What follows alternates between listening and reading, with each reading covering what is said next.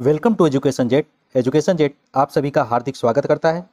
आपकी बेहद डिमांड तथा प्यार के कारण एजुकेशन जेट पर्यावरण की कक्षाएं सुचारू रूप से चला रहा है, जो सभी एग्जाम्स के लिए बहुत इंपॉर्टेंट है। तो टाइम ना वेस्ट करते हुए हम लोग स्टार्ट करते हैं। तो आज का हमारा टॉपिक है पेड़ और पौधे। ठीक है, तो पेड़ और पौधे हम लोग देखते हैं।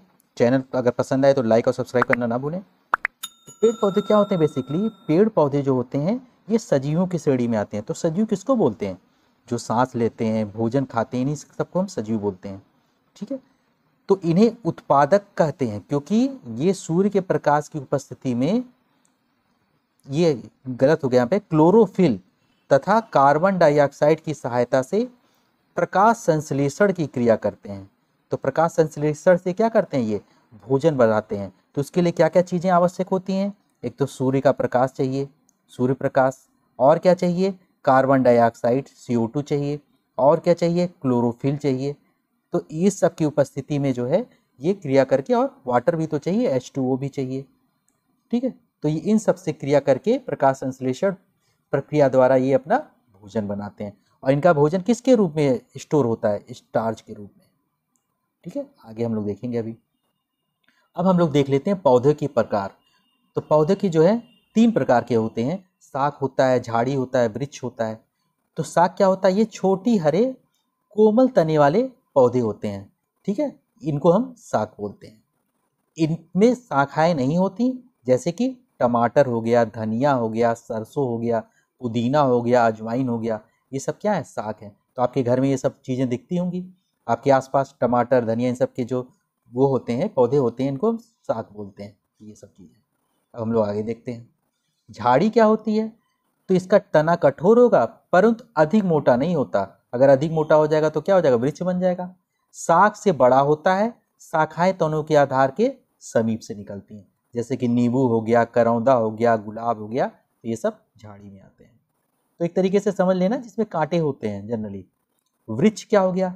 या प्रायः क्या होते हैं? ऊंचे होते हैं, बड़े आकार के होते हैं, तने कठोर होते हैं और तथा भूरे होते हैं। शाखाएं भूमि से अधिक ऊंचाई पर तने के ऊपरी भाग से निकलते हैं। तो इसमें जैसे आम हो गया, नीम हो गया, पीपल हो गया, बरगद हो गया, सब क्या होते हैं? वृक्ष होते हैं। आगे हम लोग देखते हैं इन्हीं में। अब देखिए हमारा, ये हमारे साग कौन कौन से? जैसे सरसों हो गया, ये मक्का हो गया, ये सब साग में आ जाते हैं। इसी तरीके से झाड़ी में आ गया, गुलाब आ गया, ठीक है, बैर हो गया, जिसमें एक तरीके से कांटे होते हैं जनरली झाड़ी में। और उसके बाद वृक्ष में आ गया, चीड़ हो गया, आम हो गया, बरगद हो गया, पीपल हो गया, सब क्या होते हैं? वृक्ष में आते हैं। अब हम लोग आगे देखते हैं। अब पौधे के भाग देख लेते हैं। तो पौधे के मुख्यतः 2 भाग होते हैं। एक तो जो जड़ होता है, जो नीचे का भाग, भूमि के अंदर का भाग, और एक प्ररोह होता है जो ऊपर का भाग। ठीक है, अब ये हमारा जो हो गया इस तरीके से, ये नीचे का भाग हो गया। तो ये क्या हो गया? मूल तंत्र यानी जड़ हो गया। ये प्ररोह तंत्र हो गया, प्ररोह हो गया ऊपर का भाग। अब जड़ में देखते हैं। तो जड़ क्या होते हैं? इसे मिट्टी का स्थिरक भी बोलते हैं, क्योंकि ये क्या करता है? मिट्टी को जकड़े रहता है मजबूती से। जड़ जो होता है रंगहीन होता है। ठीक है, कहीं कहीं भूरा भी बताते हैं, तो रंगहीन होता है। अब देखते हैं हम लोग। अब जड़ के प्रकार, तो कौन कौन से जड़ होते हैं? मूसला जड़ और रेशेदार जड़। अब यहाँ पे देखिए, ये क्या है? इसमें एक ही मुख्य जड़ होता है, इसको मूसला। और इसमें क्या होता है? कोई जड़ पता नहीं चल रहा है, रेशेदार जड़ इसको बोलते हैं। ठीक है, ये देखिए रेशेदार हो गया, ये मूसला जड़, ये रेशेदार जड़। अब जैसे मूसला जड़ क्या होता है? मुख्य तथा मोटी जड़ को मूसला जड़ बोलते हैं। ये हो गया हमारा। जैसे कि कौन कौन से? गाजर हो गया, मूली हो गया, आम हो गया, नीम हो गया, तुलसी हो गया। ये सब क्या होते हैं? ये द्विबीज पत्री होते हैं। इसमें द्विबीज पत्री, 2 बीज, 2 पार्ट में टूट जाते हैं इसके भी। अब रेशेदार जड़ क्या क्या होते हैं? कोई मुख्य जड़ नहीं होता। अब इसमें क्या, बहुत सारे हैं, कोई मुख्य जड़ पता ही नहीं चल रहा है। तो सब एक जड़ एक समान दिखाई देती हैं। इन्हें हम झाकड़ा जड़ भी बोलते हैं। रेशेदार जड़ होते हैं, जैसे कि गेहूं, मक्का, धान, गन्ना, घास, ये सब क्या होते हैं? झाकड़ा जड़ होते हैं, या एक बीजपत्री होते हैं। ठीक है, अब हम लोग आगे देखते हैं। ये पूरा कंसेप्ट का खेल है। पहले आप लोग फिगर को देखें फिर समझें। अब ये देखिए ध्यान से। प्ररोह के भाग कौन कौन से होते हैं? तना होता है, शाखाएं होती हैं, पत्तियां होती हैं, फूल होता है, फल होता है। इन सबको हम एक एक जो है वो डिस्कस करेंगे। तो अब देखिए, ये हमारा प्ररोह तंत्र में क्या क्या चीज़ें हो गई। हमारा तना हो जाएगा। ठीक है, ये हमारा इस तरीके से ये तना हो गया। उसके बाद शाखाएं, ये सब क्या हो जाएंगी, ये सब, ये हमारा तना हो गया, ये तना देखिए स्तंभ, उसके बाद इसमें क्या हो जाएंगी, शाखाएं निकलती हैं ना, ये सब शाखाएं होती हैं जो, तो इनको हम बोलते हैं शाखाएं हो गई ये। उसके बाद क्या आ जाता है, पत्तियां, तो ये सब क्या है, ये सब पत्तियां हैं, पत्तियां हो गई। फिर फूल हो जाएगा, ये फूल हो गया, और उसके बाद फल होता है इसमें, तो फल ये हमारा हो गया। ठीक है, तो ये फल हो गया एक तरीके से, ये सब हमारी पत्तियां हो गई। अब आगे देखते हैं इसको एक एक को। तना जो होता है पौधे का जमीन से ऊपर की ओर मुख्य भाग को तना कहते हैं। तो जो हमारा अगर देखा जाए तो जड़ जो है यहाँ तक हो गया, तो ऊपर के जो ये सब मुख्य भाग होंगे इन सबको हम तना बोलते हैं। ठीक है, अब कार्य क्या होता है, ये जड़ से शोषित खनिज तथा जल को तने की पतली नलिकाओं द्वारा पत्तियों तथा पौधे के अन्य भागों तक पहुंचाते हैं। ये सब पतली पतली नलिकाएं होती हैं ना, ये सब जो जा रही हैं इसमें, तो इसके थ्रू ये पहुंचाता है ये, और पौधे को सहारा प्रदान करता है। ठीक है, ताकि पौधे टूटे ना, मजबूती देता है। पत्तियों द्वारा निर्मित जो भोजन होता है उसको भी ये स्थानांतरित करता है, पेड़ के सभी भागों में पहुंचाता है। तने पर फूल लगे होते हैं, इनका एक क्रम होता है जिसको हम क्या बोलते हैं, पुष्प क्रम। ये सब क्वेश्चन पूछे रखे हैं। तने के जिस भाग पर पुष्प लगे होते हैं उन्हें क्या कहते हैं, पुष्प दंड कहते हैं। अब देखिए ये पुष्प है, ये क्या हो जाएगा, पुष्प दंड हो जाएगा, जिसपे ये पुष्प लगा होता है। ठीक है, आगे देखते हैं हम लोग। अब तने के प्रकार क्या होते हैं, एक विसर्पी लता एक होता है, एक आरोही होता है। ठीक है, तो विसर्पी लता क्या होते हैं, पौधे जो जमीन पर फैल जाते हैं, इन्हें हम क्या बोलते हैं, विसर्पी लता, जैसे कि गुलदाउदी, लौकी आदि। आरोही क्या होता है, कुछ पौधे सहारे से ऊपर क्या होते हैं, चढ़ जाते हैं, उनको हम क्या बोलते हैं, आरोही पौधे बोलते हैं। ठीक है, अब जैसे कि मनी प्लांट, खीरा, ककड़ी, ये सब क्या होते हैं, ये सब आरोही में आते हैं। गुलदाउदी, लौकी और ये सब क्या होते हैं, विसर्पी में आते हैं। अब जैसे ये एक चीज एक आप लोगों को ध्यान रखना है, जैसे साग, झाड़ी और पेड़, ये सबसे ये भिन्न होता है, ये आरोही और विसर्पी। अब शाखाएं देखते हैं। शाखाएं क्या होते हैं, पौधे के तने से निकलने वाले टहनियों को हम क्या बोलते हैं, शाखाएं बोलते हैं। यह तने से पतली होती है। तो शाखाएं जो होती हैं अगर हम देखें तो तने से जो है ये पतली, ये टहनियां होंगी, जो तने से क्या होगी, पतली पतली ये टहनियां होती हैं। ठीक, अब विसर्पी लता ये सब हमने बता दिया। अब आरोही भी बता दिया हमने, आरोही मनी प्लांट और ये शाखाएं बता दिया हमने। अब पत्तियां देखते हैं हम लोग। पत्तियां क्या होती हैं, यह आकार में चौड़ी, चपटी और हरे रंग की होती हैं। ये देखिए आकार में जो है चपटी और ये है इस तरीके से। ठीक, जिसमें क्या मिलता है, इसमें क्लोरोफिल मिलता है, पाया जाता है, जो भोजन निर्माण के लिए आवश्यक होता है। ये बहुत इंपॉर्टेंट चीज़ है। अब इसमें ध्यान से देख लीजिए, यहीं पे मैं बता दे रहा हूँ। ये जो होता है इसको बोलते हैं पड़ आधार, इसको बोलते हैं पड़ वृत्त, और ये हमारा हो जाता है इसमें, ये हमारा सिरा हो गया, और जो ये मेन जाता है इसको बोलते हैं मध्य सिरा, मेन जो जाता है। ठीक, अब इसी को हम लोग एक्सप्लेन करते हैं। तो पत्ती के भाग में पड़वृत्त, तो पत्ती का वह भाग जो तने से जुड़ा होता है। तो तने से पत्ती का कौन सा भाग जुड़ा रहता है, ये वाला भाग जुड़ा है ना, तो इसी को बोलेंगे हम पड़वृत्त। ठीक, फलक, फलक क्या होता है, पत्ती के चपटे हरे भाग को फलक बोलते हैं। जो पत्ती का चपटा हरा भाग होता है ये वाला पूरा, इसी को हम बोलते हैं फलक। उसके बाद फलक के बाद सिरा, तो क्या होता है, पत्ती में रेखित संरचनाओं को क्या बोलते हैं, सिरा बोलते हैं। तो ये सब जितनी भी रेखित संरचनाएं हैं इधर इधर इधर, सबको हम क्या बोलते हैं, सिरा बोलते हैं। लेकिन इसको बोलते हैं मध्य सिरा, जो मोटी सिरा होती है। तो मध्य सिरा, पत्ती के मध्य में एक मोटी सिरा दिखाई देती है, उसी को हम मध्य सिरा बोलते हैं। सिरा विन्यास क्या होता है, सिराओं के द्वारा बनाए गए डिजाइन को हम क्या बोलते हैं, सिरा विन्यास। तो ये जो डिजाइन बना रहा है ये सब पूरे डिजाइन को हम बोलते हैं सिरा विन्यास। अब देखते हैं आगे हम लोग, कार्य क्या होते हैं पत्तियां के। पत्तियां जल को वाष्प में बदल देती हैं। ठीक है, प्रकाश की उपस्थिति में जल जो होता है क्लोरोफिल तथा कार्बन डाइऑक्साइड की सहायता से अपना भोजन बनाती हैं। तो पत्तियां इन सब की सहायता से, जल, क्लोरोफिल, कार्बन डाइऑक्साइड की सहायता से अपना भोजन बनाती हैं, जिस प्रक्रिया को हम क्या बोलते हैं, प्रकाश संश्लेषण। ठीक है, फोटोसिंथेसिस।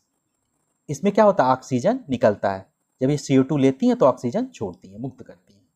पौधे में भोजन जो होता है स्टार्च के रूप में एकत्रित होता है। अब हम फूल देखते हैं। यह पौधे का सर्वाधिक सुगंधित, रंगीन और सुंदर भाग है। इसी से में पौधे के प्रजनन अंग भी पाए जाते हैं। आगे देखते हैं, अब ये फिगर है हमारा। तो फूल के भाग कौन कौन से हो जाएंगे। अब हम देखते हैं पहला पंखुड़ियाँ। तो ये सब जो है ये क्या होती हैं, इनको हम बोलते हैं पंखुड़ियाँ। ये जो है पंखुड़ियाँ। तो खिले पुष्प का बाह्य रंगीन भाग पंखुड़ी कहलाता है। बाह्य दल की बात करते हैं तो बाह्य दल क्या है, ये है जो पत्ती नुमा आकार के जो बनते हैं, जो होते हैं उन्हीं को हम बाह्य दल, छोटी पट्टी की भांति दिखाई देने वाला भाग, इसी को हम बाह्य दल बोलते हैं। ठीक। पुंकेसर क्या होता है, पुष्प के अंदर उपस्थित एक तंतु जैसी संरचना जिसके ऊपर परागकोश उपस्थित होते हैं।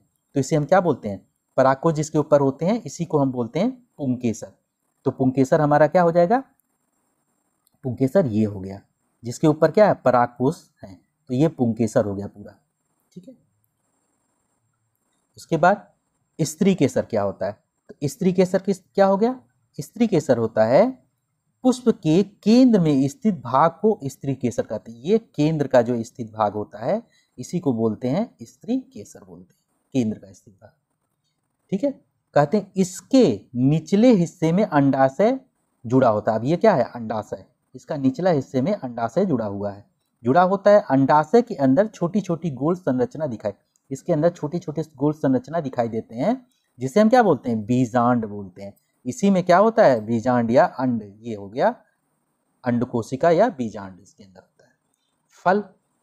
फल फूल के अंडाशय भाग में बनते हैं और वहीं से निकलते हैं, यानी यहीं से जो है फल जो है बनते हैं। आगे देखते हैं, कुछ महत्वपूर्ण पौधे देख लेते हैं। घटपर्णी पौधा या जिसको हम क्या बोलते हैं, पिचर प्लांट। ठीक है। ये क्या होता है, भारत में कहाँ कहाँ मिलता है, मेघालय और विश्व में ऑस्ट्रेलिया मलेशिया में पाया जाता है। ऐसे स्थानों पर पाया जाता है जहाँ की मिट्टी में नाइट्रोजन की कमी होती है। ठीक है। तो ये क्या करते हैं, उन कीड़ों को खा के नाइट्रोजन की कमी को पूरा करते हैं। तो ये पौधे एक प्रकार का सुगंध निकालते हैं जिससे कीड़े क्या होते हैं, आकर्षित होकर इनके पास आ जाते हैं। और प्रकाश संश्लेषण की क्रिया भी ये करते हैं, तो ये महत्वपूर्ण है। अब जैसे ये है हमारा, ये है घटपर्णी, तो क्या करते हैं, सुगंध निकालते हैं तो कीड़े यहाँ आके जो है बैठ जाते हैं। तो ये जो ढक्कन है ये बंद कर लेते हैं, और बंद कर लेते हैं तो ये कीड़ों को अपने अंदर इसको घुला लेते हैं। इस तरीके से ये कीड़ों को खा लेते हैं। ठीक है। इसीलिए इसको बोलते हैं घटपर्णी या कीट बच्ची पौधा। आगे देखते हैं लाइकेन। तो ये क्या होता है, वायु प्रदूषण का सूचक है। वायु में अगर सल्फर डाइऑक्साइड की मात्रा बढ़ने लगती है तो ये क्या होता है, सूख जाता है।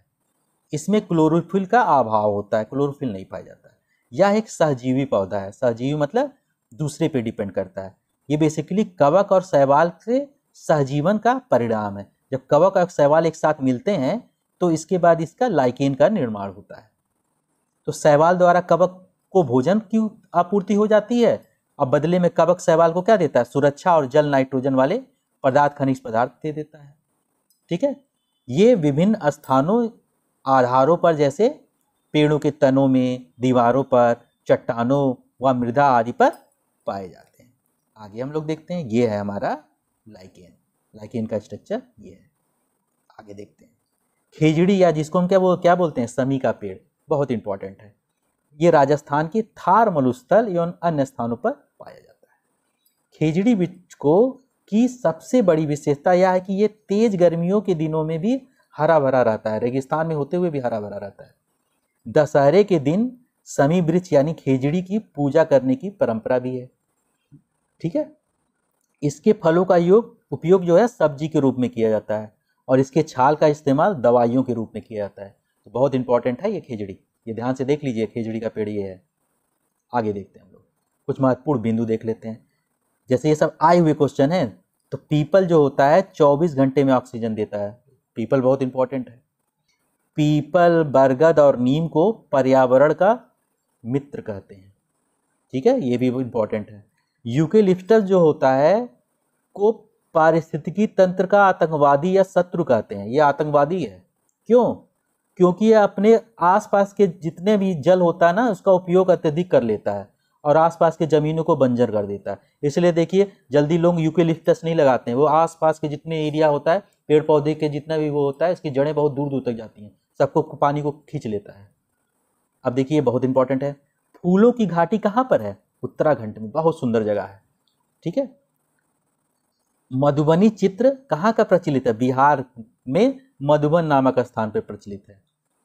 इत्र तथा केवड़ा किससे बनता है? चमेली तथा गुलाब के पुष्पों से बनता है। और उत्तर प्रदेश का जो कन्नौज जिला है इत्र के लिए ही प्रसिद्ध है, यहाँ पे बहुत अच्छे चित्र मिलते हैं। अब जो क्रॉटन जो पौधे होते हैं, ये क्या, ये पौधे पता चलता है कि पानी की आवश्यकता कहाँ पे ज़्यादा है। ये सूखने लगते हैं, जल्दी सूख जाते हैं, तो सूख जाते हैं तो पता चल जाता है भाई पानी की कमी है, क्रॉटन पौधे। तो इस तरीके से ये हमारा पोर्शन हो गया। Thanks for watching this video. Channel को लाइक और सब्सक्राइब जरूर करें ताकि मैं इसी तरीके से वीडियोज आप लोगों के लिए लेकर आता रहूँ।